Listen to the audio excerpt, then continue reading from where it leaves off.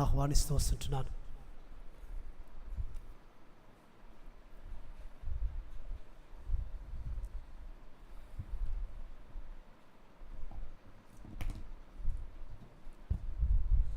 అందరికీ Sabbath shalom. చేరువచ్చిన బిడ్డలందరికీ నిండు మనసుతో కృతజ్ఞతలు.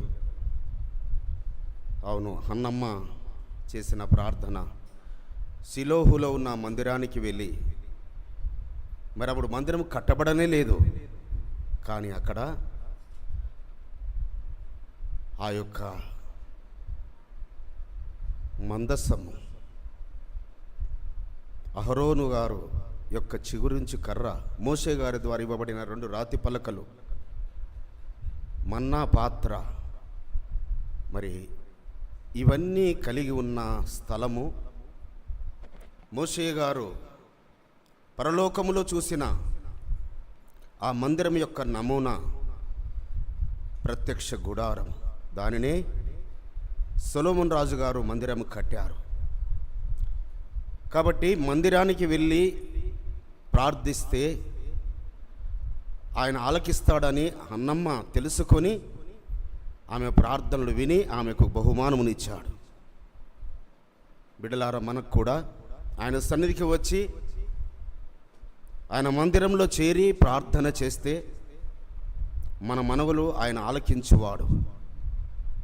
ఎందుకనగా నీ ఒక మందిరము, మందిరానికి వచ్చే నీ ఒక మందిరమే, మందిరమైన వారే. ఎందుకనగా మందిరంలో ఏముంటుంది? పరిశుద్ధాత్మ. దేనిని బట్టి పరిశుద్ధాత్మ ఉంటుంది? ఏ మందిరములో అయితే ఆరాధనలు జరుగుతాయో, ఏ మందిరంలో అయితే పరిశుద్ధులు, ఆలయము లాంటి పరిశుద్ధులు కూడి వచ్చి ఆరాధన చేస్తారో, ఆ మందిరము పైన, ఆ సజీవమైన రాళ్ళుండే ఆ మందిరము పైన ఆయన కనుదృష్టి రేయింబగలు ఉంటుంది. రేయింబగలు. ఆయన హస్తకృతాలయంలో నివసించేవాడు కాదు, కానీ ఆయన మాట ప్రకారము నడుచుకొని, ఆయన మాటను అనుసరించి, ఆయన నియమించిన నియామక కాలములు చేస్తూ, ఆయన నియమించిన విశ్రాంతి దినములు అనుసరిస్తూ, ఆయన ధర్మమునకు లోబడుతూ, ఆయన ఆజ్ఞ ప్రకారము వారి జీవితాలను పవిత్రమైన ఆలయాలుగా ఎవరైతే కట్టుకుంటారో అక్కడ ఆయన కనుదృష్టి ఉంటుంది, అక్కడ ఆయన నివాసం ఉంటుంది. మరి చదవబడిన లేఖన భాగము మీకు చూసినప్పుడు మీకు కొంతవరకు అర్థమై ఉంటుంది. లేవియ కాండము 26వ అధ్యాయము 11, 12 వచనాలు నేను చదువుతాను. మిగతా వచనాలు చదివి సహకరించండి. అదస్స చెల్లెమ్మకు మైక్ ఇవ్వండి. అదస్స చెల్లెమ్మ మరి ప్రార్థన చేస్తారు. అదస్స చెల్లెమ్మ అంటే దయాకర్ అదస్స చెల్లెమ్మ, ఇద్దరు అదస్స చెల్లెమ్మలు ఉన్నారు కాబట్టి మైకు చెల్లెమ్మకి ఇవ్వండి. 26వ అధ్యాయము లేవియ కాండము 11, 12 వచనాలు నేను చదువుతాను. నా మందిరమును మీ మధ్య ఉంచెదను, మీ యందు నా మనస్సు అసహ్యపడదు.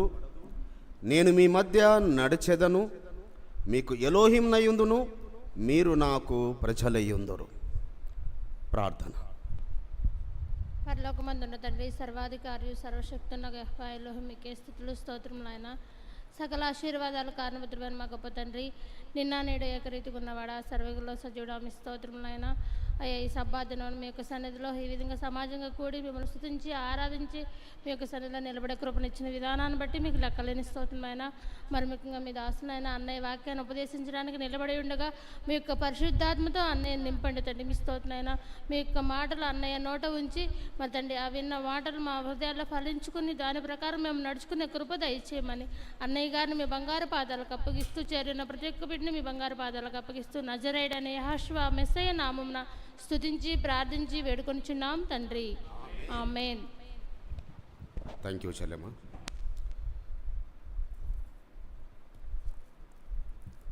పరమ తండ్రి మోషే గారి ద్వారా మాట్లాడుతున్నాడు. ఈ దినమున పరమ తండ్రి మనతో మాట్లాడుతున్నాడు. ఇజ్రాయెల్ ప్రజలతో మాట్లాడిన ప్రతి మాట తరతరాలు ఆకాశమున్నంత కాలము ఆయన ప్రజలతో, ఆయన పిల్లలతో మాట్లాడే మాటని. అలనాడు ఇజ్రాయెల్తో మాట్లాడిన ఏ మాట అవుతుందో ప్రతి మాట భూదిగంతముల వరకు ప్రతి ఒక్కరితో, ఆయన సారూప్యములో చేయబడిన ప్రతి మనుష్యునితో, నీవు ఆయన పోలికలో ఆయన సారూప్యంలో చేయబడిన వాడువైతే ఇది నీ గురించే. నీవు ఆయన సారూప్యంలో, నీవు ఆయన చేతులు నిన్ను నిర్మించి ఉంటే ఇది నీ గురించే, లేదంటే అది మన గురించి కాదు. మరి ఏమంటున్నాడు? నా మందిరమును మీ మధ్య ఉంచెదను, మీ యందు నా మనస్సు అసహ్యపడదు. ఇదేంటి? మందిరమును మీ మధ్యలో ఉంచుతానంటున్నాడు, మళ్ళీ నా మనస్సు మీ విషయంలో అసహ్యపడదు. ఎందుకు అసహ్యపడదు? మందిరములాగా నీ ఉంటే, బిడ్డలారా, మందిరం అంటే ఏంటి? ఆలయం అంటగా ఒక పరిశుద్ధ స్థలము. నీ ఆలయమును, నీ దేహం అనే ఆలయమును నువ్వు ఆలయముగా ఉంచుకుంటే, యాషోవా అంటాడు కదా, నేను పరిశుద్ధున్నై ఉన్నాను కాబట్టి మీరు పరిశుద్ధులు అవ్వమన్నాడా? పరిశుద్ధులు అన్నాడా? పరిశుద్ధులు అవ్వమన్నాడు. మనం పరిశుద్ధులం అవ్వాలి. ఆయననేమో యుగయుగాలు పరిశుద్ధుడు, నిత్యము నిరంతరము కోట్ల కొలదు దూతలతో పరిశుద్ధుడు పరిశుద్ధుడు పరిశుద్ధుడు అని మానక స్తుతింపబడుచున్నవాడు ఆయన. కానీ మనల్ని పరిశుద్ధులని ఎవరనాలి? మనం పరిశుద్ధులం అవ్వడానికి కొరకు ప్రయాసపడుతూ వెళుతున్నప్పుడు, అందుకే మనల్ని పరిశుద్ధపరచడానికి ఏముంచుతాన్నాడు ఆయన? మన మధ్యలో మందిరమును ఉంచుతానన్నాడు. మరి ప్రపంచంలో అనేక ఆలయాలు ఉన్నాయి, అనేక మందిరాలు ఉన్నాయి. యెరూషలేములో మరి సొలొమోను రాజు గారు కట్టించిన గొప్ప మందిరం. దానికన్నా ముందుగా మరి కొన్ని మాటలు మనం చూద్దాం. ఎందుకు ఆ మాట సెలవిచ్చాడు పరమ తండ్రి? మీ మధ్యలో నా మందిరం ఉంచుతాను. ఊరికేనే ఉంచుతానంటున్నాడా? ఏం చేయకుండానే ఉంచుతానంటున్నాడా? 26వ అధ్యాయం 3-4 వచనం చూడండి. అదే లేవియ కాండము 26:3-4. మీరు నా కట్టడలను బట్టి జాగ్రత్తగా వినండి బిడ్డలారా, పరిశుద్ధులారా, మీరు నా కట్టడలను బట్టి నడుచుకొని నా ఆజ్ఞలను ఆచరించి వాటిని అనుసరించి ప్రవర్తించిన ఎడల మీ వర్షకాలములలో మీకు వర్షమిచ్చెదను, మీ భూమి పంటలనిచ్చును, మీ పొలములో చెట్లు ఫలించను. ఇక చెప్తుంటాడు, మీకు ఆశీర్వాదములన్నీ ఏంటి? మీరు నా కట్టడలను నడుచుకొని నా ఆజ్ఞలను ఆచరించి ప్రవర్తించిన ఎడల, అంటే వాటి ప్రకారము మీరు నడుచుకోవాలి, ప్రవర్తించాలి. నడవడమే కాదు, వాటి అడుగుజాలు. మందిరానికి వచ్చాము ఇప్పుడు మనం. మందిరానికి వచ్చిన మనము మన ప్రవర్తన బయట అదే విధంగా మందిరానికి అందుకే అంటాడు కదా సొలొమోను రాజు గారు, నీవు మందిరమునకు వెళ్ళినప్పుడు నీ ప్రవర్తన సరిచూసుకో. అంటే మందిరానికి వచ్చి ప్రవర్తన సరి చేసుకొని వెళ్ళాలని. సరిచూసుకో అంటే సరి చేసుకొని వెళ్ళాలి, సరి చేయబడిన వారంగా వెళ్ళాలి. అందుగురించే ఆయన మందిరాన్ని ఉంచాడు తప్ప, ఇది ఒక మనకు ఆ పరలోకమును వెళ్ళడానికి కొరకు ఇది ఒక ట్రైనింగ్ సెంటర్. మందిరం అనేది ఒక ట్రైనింగ్ సెంటర్, ఒక రిహార్సల్ జరిగే స్థలము.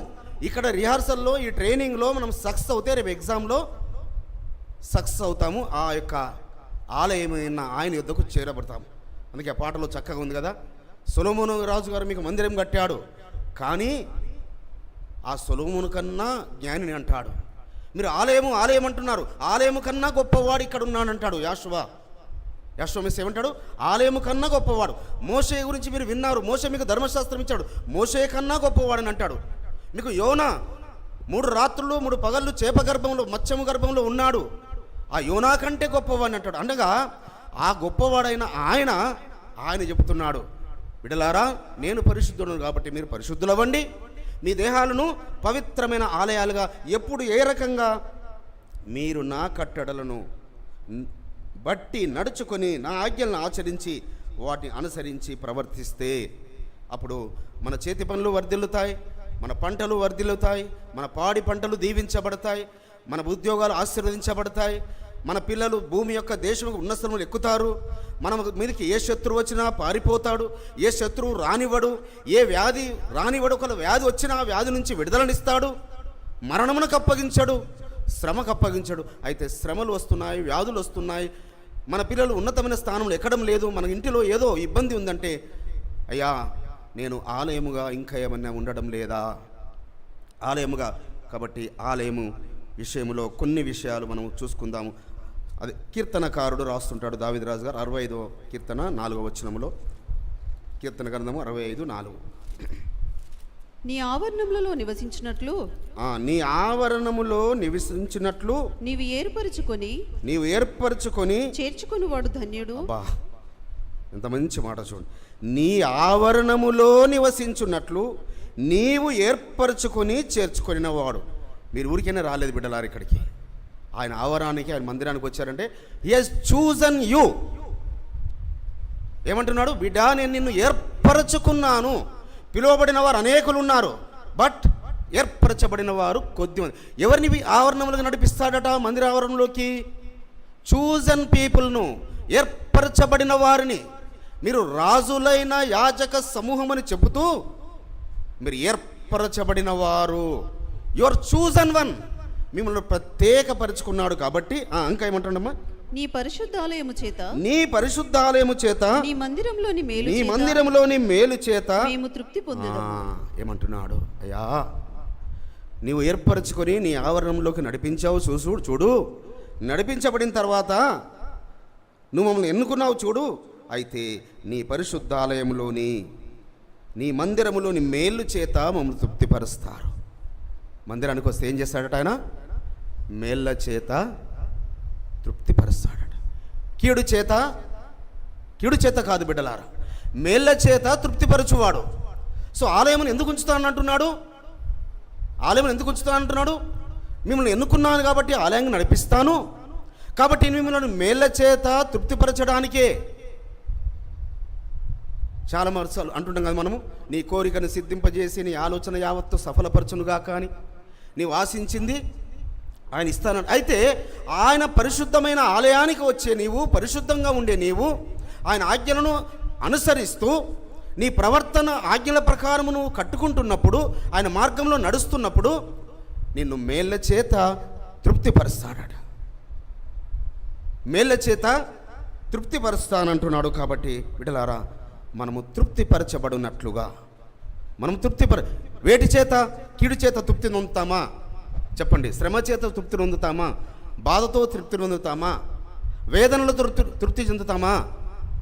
ఎవరైనా ఉంటారేమో అపవాది సంబంధికులు, అంటే రాక్షసానందం కలిగిన వాడు.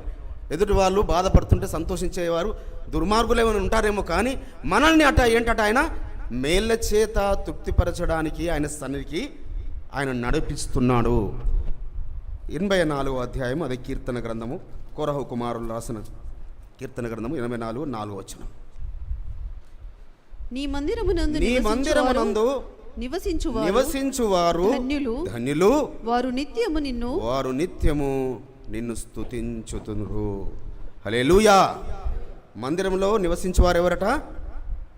చెప్పండి. మందిరములో నివసించువారు ఏంటి? ఎవరు? పద్మా చెల్లెమ్మ, నిదర్శన బదరు, కిరణ్, హవీలా, వీళ్ళందరూ చెప్పాలి. మందిరంలో నివసించువారు ఎవరు? ధన్యులు. కరుణమ్మ గారు ధన్యురాలు. మందిరములో నివసించువారు ధన్యులు, మరియు వారు ఏం చేస్తారట? నిత్యము స్తుతిస్తూ ఉంటుంటారు. ఎవరు స్తుతించినా స్తుతించకపోయినా, ఎవరెక్కడున్నా ఎవరెవరు ఒకవేళ పొరపాటు మేము పరిచర్యలో మేము స్తుతించకపోయినా, కర్ణమ్మ గారు మాత్రము మరి 85-86 సంవత్సరాల తల్లి మందిరంలో కూర్చొని స్తుతిస్తూనే ఉంటుంది. ఆ తల్లిని అందుకే ఇక్కడికి నడిపించాడేమో, అందుకే ఆమెకు దీర్ఘాయుష్నునిచ్చి నిలబెట్టాడేమో. కాబట్టి మందిరములో నివసించువారు ధన్యులు, వారు నిత్యము. అయితే మనము వారానికి ఒకరోజు వస్తున్నాము ఆయన సన్నిధికి. దేని గురించి వస్తున్నాము? అందుకే ఒక దినము ఇక్కడ గడుపుట, ఒక దినము ఆయన ఆవరణంలో గడుపుట 1000 దినముల కన్నా శ్రేష్టమైన వాగ్దానాన్ని మనం స్వతంత్రించుకోవడానికి. అయితే పరమ తండ్రి చెప్తున్న వాగ్దానం ఏంటనగా, లేవి కాండంలో మోషే గారితో, అయ్యా, నేను మీ మధ్య నా మందిరము నుంచుతాను, నేను మీ విషయంలో అసహ్యపడను. అనగా మీరు అసహ్యపడే విధంగా ఉండకూడదు, నేను అసహ్యపడే విధంగా మీరు ఉండకూడదు, కానీ నేను నా మందిరాన్ని మాత్రం మీ మధ్యలో ఉంచుతాను. మరి నిజముగా మోషే గారు ఎంత శ్రేష్ఠుడైన భక్తుడో, నా ఇల్లంతటిలో నమ్మకస్తుడని పరమ తండ్రి చేత బిరుదు పొందుకున్నాడు. అయితే ఈ మెసేజ్ తీసుకోవడానికి మరి జనవరి నుంచి ఈ మెసేజ్ విషయంలో ఎప్పుడైతే మనం పరిశుద్ధ గ్రంథము అందరం కలిసి, ఇక్కడ అందరు కలిసి చదువుతున్న వారు ఒకసారి చేతులు ఎత్తండి. నేను చేతులు ఎత్తాను ముందుగానే. అందరు కలిసి చేతులు చదువుతున్నవారు ప్రతిరోజు. సో బిడ్డలారా, అందరూ చదవండి. అందరూ ఎంత గొప్ప భాగ్యం అంటే. అయితే అన్న మరి ఇంతవరకు మేము చదవలే కదా, ఇగో ఈరోజు మొదటి రాజుల గ్రంథం ఉంది, ఈ రోజు నుంచి స్టార్ట్ చేయండి. మీరు మిగతా ఆ గ్రంథాలు ఆది కాండము నుంచి 2 సమయాల వరకు తర్వాత చదువుకోండి. అయితే నేను ఈ గ్రంథాన్ని మరి క్రమంగా చదువుతున్నప్పుడు నిర్గమకాండం దగ్గరికి వచ్చిన తర్వాత నేను ఆగిపోయాను. ఎన్ని గంటలు చదివానో, ఎంత సమయము గడిపానో అక్కడ. నిర్గమకాండము 36వ అధ్యాయము మొదటి వచనం నుంచి 7వ వచనం వరకు చూసుకుందాము. పరిశుద్ధ స్థలం యొక్క సేవ నిమిత్తము ప్రతి విధమైన పని చేయ తెలుసుకొనుటకై యెహోవా ఎవరికి ప్రజ్ఞా వివేకములు 6వ వచనం వరకు కంటిన్యూ చదివేసాము. నేను చదవను ఇంకా. 6వ వచనం. అట్టి బెసలేలును అహోలియాబును మొదలైన ప్రజ్ఞావంతులందరూ యెహోవా ఆజ్ఞాపించిన అంతటి చొప్పున చేయుదురనెను. బెసలేలును అహోలియాబును యెహోవా ఎవరి హృదయములో ప్రజ్ఞ పుట్టించెనో ఆ పని చేయుటకు ఎవని హృదయము వారిని రేపెనో వారినందరినీ మోషే పిలిపించెను. ఆ పని చేయుటకై వారు పరిశుద్ధ స్థలం యొక్క సేవ కొరకు ఇజ్రాయేలీయులు తెచ్చిన అర్పణములన్నిటినీ మోషే యుద్ధ నుండి తీసుకొనిరి. అయినను ఇజ్రాయేలీయులు ఇంకా ప్రతి ఉదయమున మనఃపూర్వకముగా అర్పణములను అతని యుద్ధకు తెచ్చుచుండిరి.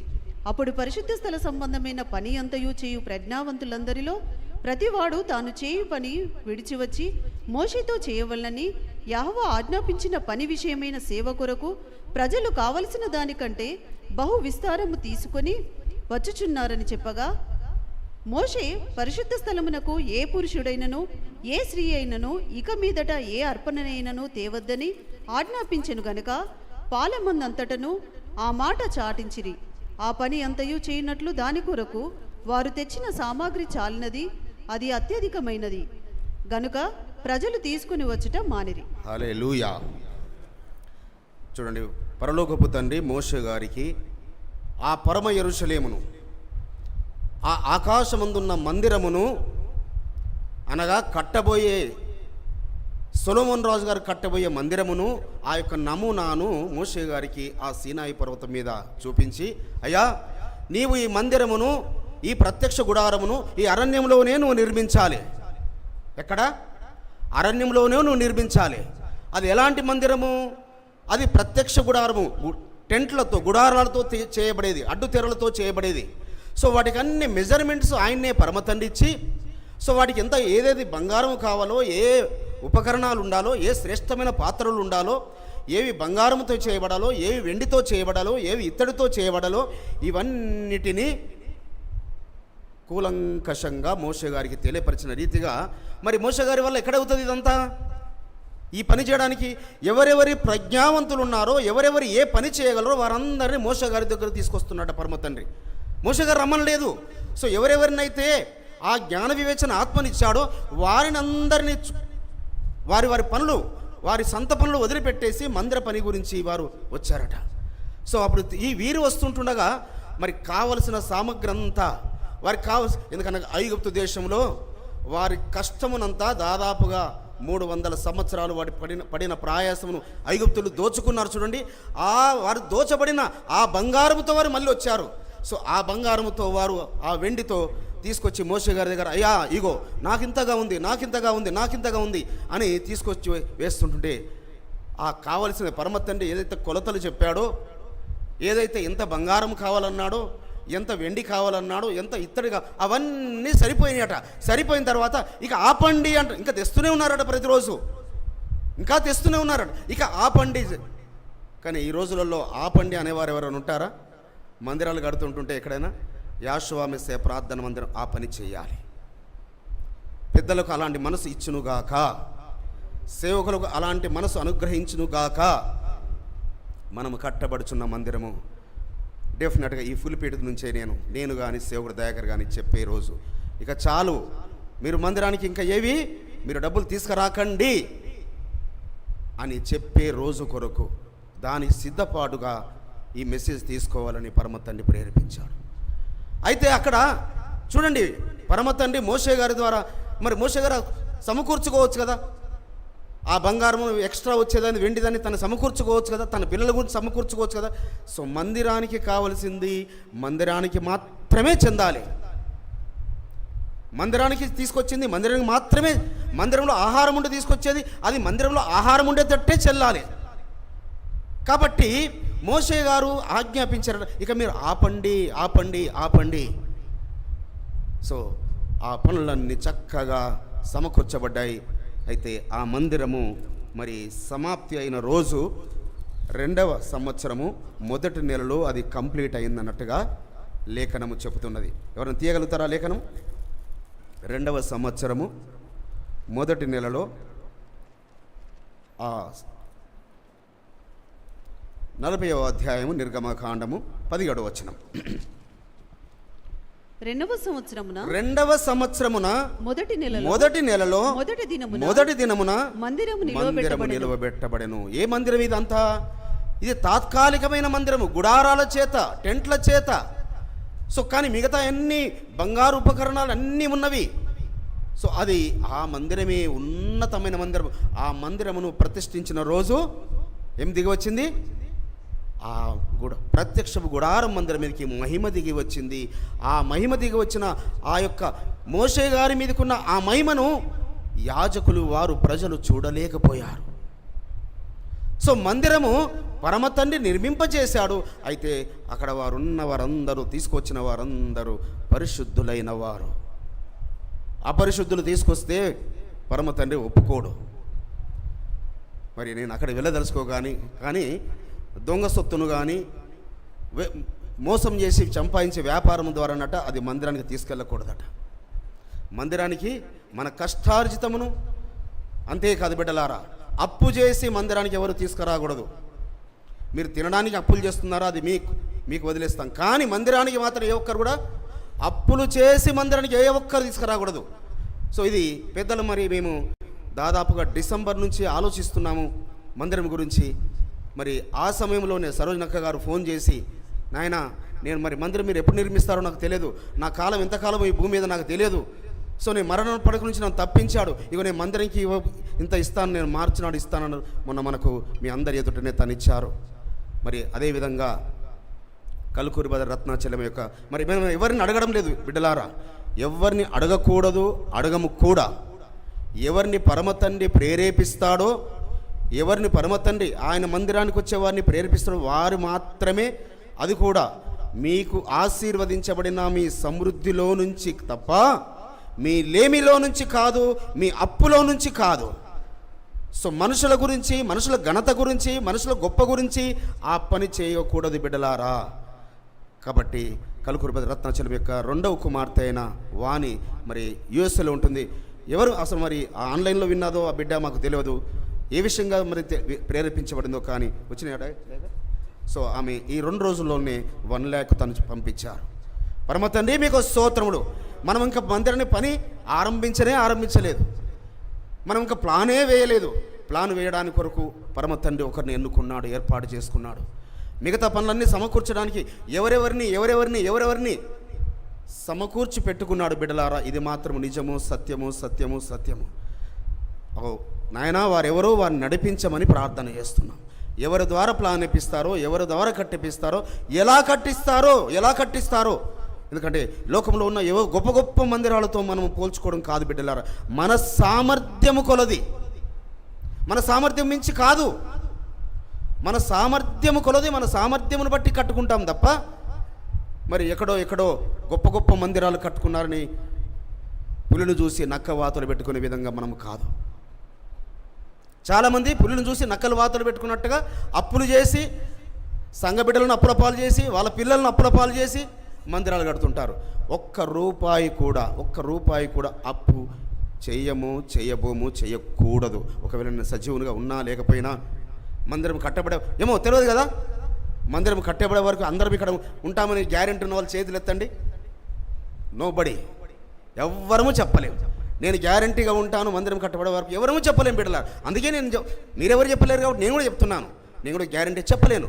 కానీ నేను ఉన్నా లేకపోయినా మందిరంకు ఏ రీతిగా అయితే పరమతండ్రి కట్టిస్తాడో, 1 రూపాయి అప్పు చేయకండి, మన బిడ్డలకు భారం పెట్టకండి. మన బిడ్డలకు భారం మోపు. ఎందుకనగా మందిరంలో మరి సొలొమోన్ రాజు గారు మందిరం కట్టినప్పుడు సొలొమోన్ రాజు గారు అప్పు చేశారా చెప్పండి? దావీదు రాజు గారు మందిరం కట్టాలనుకున్నారు. ఏ మందిరమును? 132వ కీర్తనలో 3-6 వచనాలు శ్రేష్టమైన మాటలు రాస్తాడు ఇక్కడ దావీదు గారు. అయ్యా, యాకోబు యొక్క బలిష్ఠునికి, దావీదు గారు అంటున్నారు, యాకోబు యొక్క బలిష్ఠునికి మొక్కుబడి చేసెను. ఎట్లనగా యెహోవాకు నేనొక స్థలము చూచు వరకు, యాకోబు యొక్క బలిష్ఠునికి ఒక నివాస స్థలము నేను చూచు వరకు, నా వాసస్థానమైన గుడారములో నేను ప్రవేశింపను, నేను పరుండు మంచం మీదికి ఎక్కను, నా కన్నులకు నిద్ర రానియను. దావీదు గారి యొక్క తపన చూడండి, మందిరం ఎడల ఆయన ఆసక్తి చూడండి. నా కనులకు నిద్ర రానివ్వను, నా కనురెప్పలకు కునికిపాటు రానివ్వను. చూడండి అమ్మ, కనులకు కునుకుపాటు రాకుండా మందిరం కట్టే వరకు, మందిరంగా స్థలం చూసే వరకు అని అంటున్నాడు దావీదు. అనగా మందిరం ఎడల ఎలాంటి వాంఛ కలిగి ఉన్నాడు చూడండి. బిడ్డలారా, ఈ మనం కట్టబడిన మందిరము కరెక్ట్గా 13 సంవత్సరాలు అవుతుంది.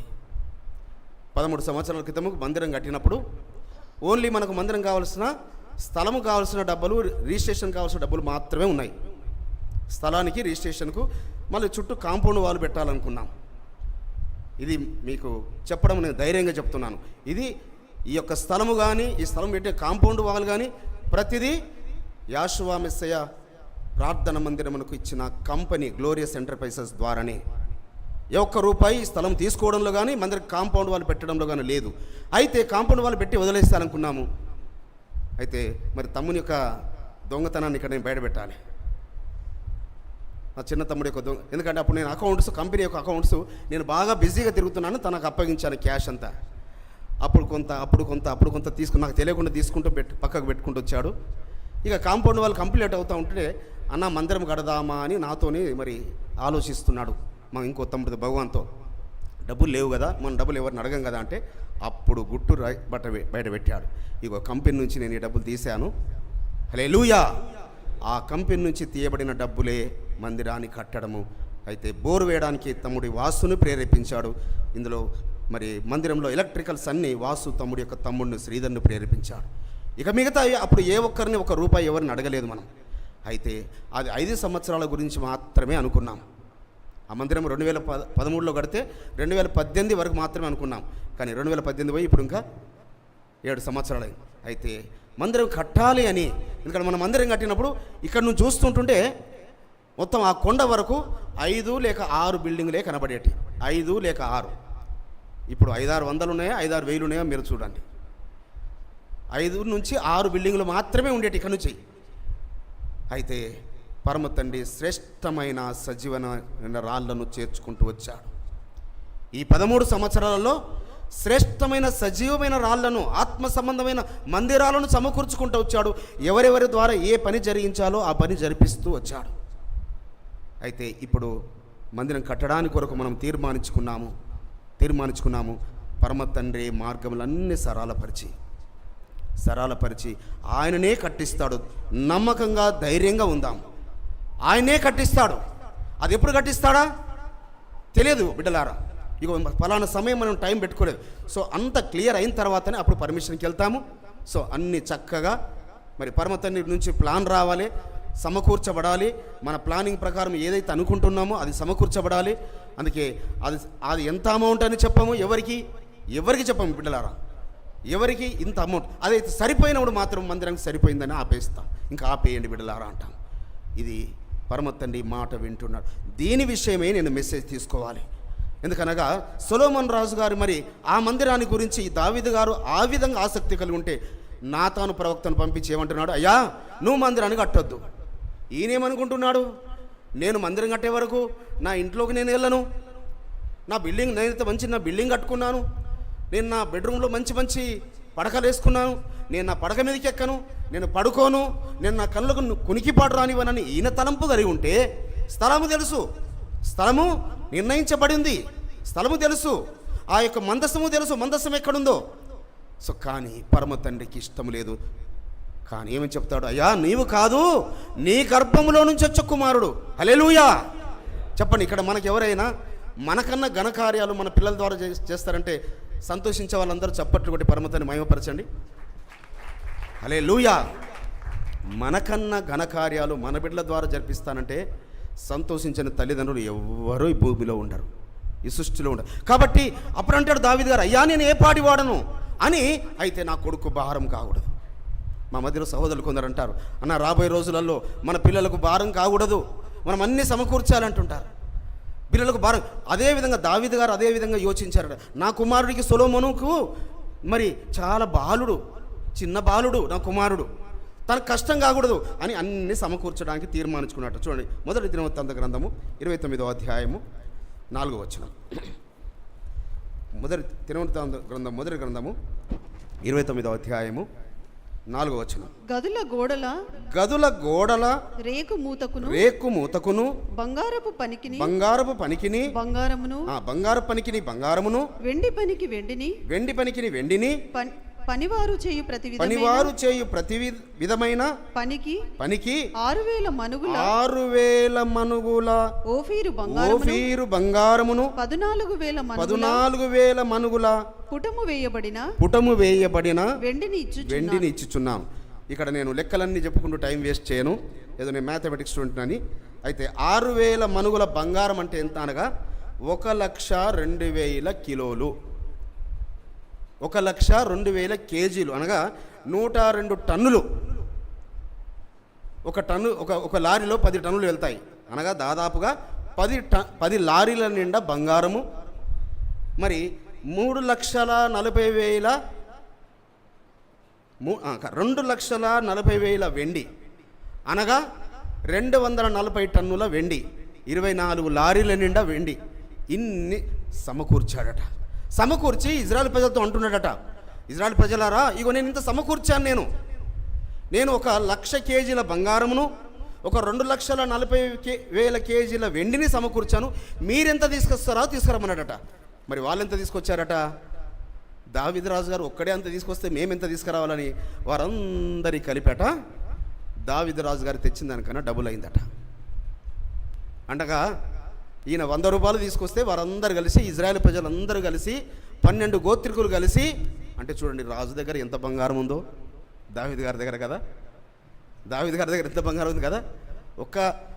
ఒక 100 టన్నుల బంగారమును మందిరం నిమిత్తమే ఇచ్చాడంటే 100 టన్నులు 1,00,000 కేజీల బంగారమును అయితే ఇజ్రాయెల్ ప్రజలందరూ తీసుకొచ్చిందట. 6-7 వచనం చదవండమ్మా, అదే 29వ అధ్యాయము. అప్పుడు పితరుల ఇండ్లకు అధిపతులను ఇశ్రాయేలు గోత్రపు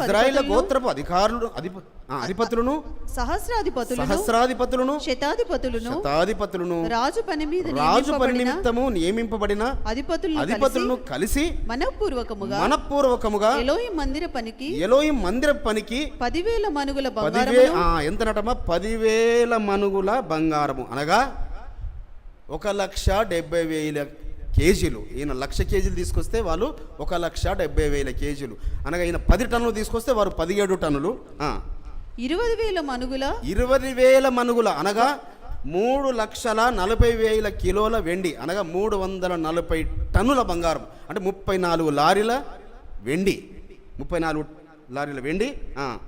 బంగారపు ద్రాములను 20,000 మనుగుల వెండిని మనుగుల వెండిని 36,000 మనుగుల ఇత్తడిని 36,000 మనుగుల ఇత్తడి అనగా 6,10,000 కేజీల ఇత్తడి అనగా 610 టన్నులు, 61 లారీలు ఇత్తడి. ఇక ఇనుమైతే 2,00,000 మనుగులు అంటే 34 లక్షల కేజీలు అంటే 34,000 టన్నులు. ఇక చూడండి ఎన్ని లారీలో అనగా. అందుకే వెండిని మరి ఆ మందిరానికి వచ్చిన సమృద్ధిని బట్టట వెండిని కూడా తూడ్చడం ఆపేసినట. ఏది ఐరన్ కాదు, ఇనుమును కాదు, ఇనుమును వేచి చేయడం ఆపడం కాదు. సో తర్వాత అంత సమృద్ధిగా మందిరము. అందుకే ప్రపంచములో ఏ మందిరము కూడా సొలొమోను రాజుగారు కట్టిన మందిరముకు సాటి లేదు. కానీ బిడ్డలారా, మీరు నా ఆజ్ఞలను అనుసరించకుండా, ఎందుకంటే మీ మధ్యలో నేను మందిరాన్ని ఉంచుతానన్నాను, మందిరంలోని సమృద్ధి చేత మిమ్మల్ని పోషిస్తాను, మందిరంలోని మేళ్ల చేత మేము తృప్తిపరుస్తాను, మందిరంను మీరు పవిత్రంగా కాపాడితే మీ యొక్క చేతి పనులను, మీ పంటలను, మీ పాడి పంటలను, మీ దుక్కుటెద్దలను అన్నీ ఆశీర్వదిస్తా, లేదా నా మందిరాన్ని కూల్చుతాను. ఎవరైనా మందిరాన్ని కూల్చుకుంటారో చెప్పండి? కానీ పరమ తండ్రి ఏమంటున్నాడు? మందిరము కాదురని ఆయన హస్తకృతాలయంలో కాదు, కానీ అంత ఘనమైన మందిరమునే నేను కూల్చుతాను, మీరు కనుక నా మాట వినకుంటే. మందిరం కూల్చబడితే ఏమైపోతుంది? శత్రువుల చేతికి అప్పగించబడతారు, పాడి పంటలు ఉండవు, తినడానికి ఆహారం ఉండదు, కట్టుకోవడానికి బట్టలు ఉండవు, చెట్టుకొకరు పుట్టకొకరు, మీరు చెదరగొట్టబడతారు. జాగ్రత్త సుమండి, జాగ్రత్త. అందుకే సొలొమోను రాజు గారు కట్టిన మందిరమును ప్రతిష్ఠించినప్పుడు మహిమ దిగి వచ్చింది. ఎందుకు? సొలొమోను రాజు గారు ఆజ్ఞలు అనుసరింపజేస్తాడు, పండుగలు ఆచరింపజేస్తాడు అనే సంపూర్ణమైన నమ్మకంతో పరమ తండ్రి సొలొమోను రాజు గారు మోకరిల్లి ప్రార్థన చేస్తే పరలోకము తెరవబడింది, షెకినా మహిమ దిగి వచ్చింది.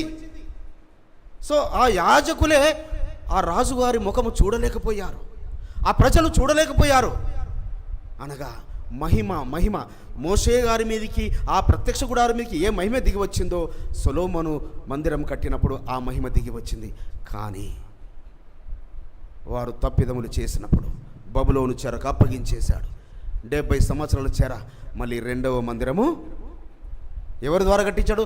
మొదటి మందిరము ఇజ్రాయేళ్ల చేత మోషే గారి ద్వారా కట్టిస్తే, రెండవ మందిరము దావీదు రాజు కుమారుడైన సొలొమోను గారి ద్వారా ఇజ్రాయేల్ ప్రజలతో కట్టిస్తే, ఇదేమో అంటే రెండవ మందిరం అంటే ఇదే మొదటి మందిరం అవుతుంది. అదేమో ప్రత్యక్షపు గుడారము, ఇది మొదటి మందిరము.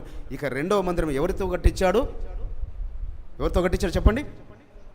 కోరేషు, పారసీకుల రాజు, ఒక అన్యజన రాజుతో, దర్యావేషు, ఒక అన్యజన మాదీయుల రాజుతో, ఇజ్రాయేల్ ప్రజల చేత కాదు ఈసారి. కానీ నేను కట్టించబోయే ఈ మందిరమే మహిమ మందిరంగా ఉంటుంది అన్నాడు. ఎలా సాధ్యం అది? సొలొమోను రాజు గారు కట్టించిన ఆ మందిరముకు, మరి నేను యెరూషలేముకి వెళ్ళినప్పుడు వారు ఇజ్రాయిల్ ఆ యొక్క మందిరము లేదని వారు ఇప్పుడు అక్కడ, మరి సహోదరి మన మధ్యలోకి వచ్చారు, ఇజ్రాయెల్ దేశంలో ఉంటున్న సహోదరి జ్యోతి గారు. మరి చాలామంది వెళ్ళి ఉంటారు అక్కడికి. వారు ఏడుపుల కూడా వేలింగ్ వాల్, వెస్టర్న్ వాల్ దగ్గర వారు ఏం చేస్తున్నారు? ఈరోజు ఏం చేస్తుంటారమ్మా? సబ్బాతు వారంతా వారు ఏడుస్తూ ప్రార్థనలు, అయ్యా మాకు మందిరము కావాలి. మనకు మందిరం అనుకుంటే మందిరంకి రాము, వారేమో మందిరం లేదని ఏడుస్తున్నారు. మందిరమును మీ మధ్యలో ఉంచుతానన్న మందిరం తీసివేశాడు, కానీ వారిని సజీవమైన రాళ్ళుగా మలుచుకుంటున్నాడు. బిడ్డలారా, అక్కడ మందిరం లేనంత మాత్రాన వారిని వర్ధిల్లకుండా, వారు ఆశీర్వదించకుండా, చూడండి ఈ యొక్క ప్రపంచ మరి యుద్ధం సమయంలో వారి యొక్క ద్రవ్యోల్బణం రేటు పెరిగిందట. యుద్ధం జరుగుతుంటే తగ్గుతుంటుంటుంది. సో అంటే మరి ద్రవ్యోల్బణం అది రివర్స్ ఏదో ఉంటుంది, నాకు ఆ లెక్కలు తెలియదు. మొత్తం మీద వారి వారి పంటలు చాలా రెట్లు ఎక్కువగా పండాయట. వారి యొక్క ప్రపంచంలో వారి యొక్క స్థితి ఇంకా ఉన్నతమైన స్థానంకి వెళ్ళిందట. సో ఎందుకనగా వారి పితరులు చేసిన పాపములు చేయడం లేదు, వారు విగ్రహారాధన చేయడం లేదు, వారు ఆయనకు అసహ్యంగా బ్రతకడం లేదు, వారు ఆయన పండుగలు ఆచరిస్తున్నారు. సో అయ్యా మాకు మందిరం కావాలని ఆ ఏడుపుల గోడ దగ్గర వారు ఏడుస్తున్నారు. అయితే అక్కడ 3 పునాదులు ఉన్నాయి. 3 పునాదులు. మొదటి పునాది సొలొమోను రాజు గారు వేసిన పునాది, దానికి బంగారు రేకులు తొడిగించారట ఆయన. దేనికి? పునాది రాళ్లకు. ఆ పునాది రాళ్లకున్న బంగారం కూడా తీసుకెళ్ళాడట ఆ దుర్మార్గుడు. మందిరంలో ఉన్నది మాత్రమే కాకుండా మరి ఎన్ని వేల టన్నులు దోసుకెళ్ళాడో ఆ నెబుకద్నెజరు. కానీ ఎవరు? నెబుకద్నెజరు యొక్క ఘనత నాది. పరమ తండ్రి వారిని అప్పగించాడు. ఎందుకనగా వారి మధ్యలో ఉన్న మందిరమును వారు పవిత్రంగా కాపాడుకోలే కాబట్టి, వారి దేహాలను అపవిత్రపరుచుకున్నారు కాబట్టి. ఒక్క ఆకాను చేసిన పాపము ఇజ్రాయెల్ అందరికీ కీడు వచ్చిందే, ఒక్కడే చేశాడు పాపము. కాబట్టి మనలో ఎవరమైనా ఒక్కరము పాపము చేసేవారు ఉంటే మీరు పస్కాలో పాలు పెంపులు పొందొద్దు బిడ్డలారా. మిమ్మల్ని ప్రేమించి చెప్తున్నాను, మీ శ్రేయస్సు కోరి చెప్తున్నాను, మీ ఆశీర్వాదం కోరి చెప్తున్నాను. ఈరోజే సిద్ధం చేసుకో, ఈరోజే సిద్ధపడు, ఈరోజే పశ్చాత్తాపడు. అయ్యా నేను నీ మందిరముగా, ఈ దేహము మీరు నాకు ఇచ్చిన ఆలయము. ఎవడైనా ఆలయాన్ని అపవిత్రపరుస్తాడా? ఆలయానికి వచ్చారు ఎంత జాగ్రత్తగా పనులను చేస్తుంటుంటారు. ఆలయంకు పనిచేస్తే, మందిరానికి పనిచేస్తే మేము ఆశీర్వదించబడతామని, ఆలయం గురించి మేము ప్రయాసపడితే మా కుటుంబాలు, మా బిడ్డలు దీవించబడతామని ప్రయాసపడుతున్నామే. మరి మందిరాన్ని, ఆలయాన్ని ఎవరైనా అపవిత్రపరుస్తారా? మరి దానికన్నా శ్రేష్టమైనది ఇదిగో మీ దేహం అనే ఆలయం అని చెప్తున్నాడు యాషువ మెస్సీయ వారు ఏం చేశారు? ఆలయాన్ని డెఫినేషన్ మార్చేశారు. ఇదిగో ఆ ఆలయం కన్నా గొప్పవనైన నేను, మీరు నా యొద్దకు రండి, నా యొద్దకు రండి, ఇదిగో నేను ఇచ్చే శరీరము తినండి, నా శరీరము తినండి, రొట్టెను నా రక్తము త్రాగండి, మీరు యుగ యుగములు సజీవమైన మందిరాలుగా ఉంటారు అన్నాడు. మీరే నా మందిరం అన్నాడు. కాబట్టి బిడ్డలారా, మందిరము మన మధ్యలో ఉంచుతానన్నాడు. మందిరాన్ని అపవిత్రపరచకూడదు, మన దేహాలను అపవిత్రపరచుకోకూడదు. అయితే ఆ కడవరి మందిరము ఎలా గొప్పగా ఉంటుందో ఒకసారి చూద్దాం. హగ్గయి గ్రంథము 2వ అధ్యాయము 9వ వచనం.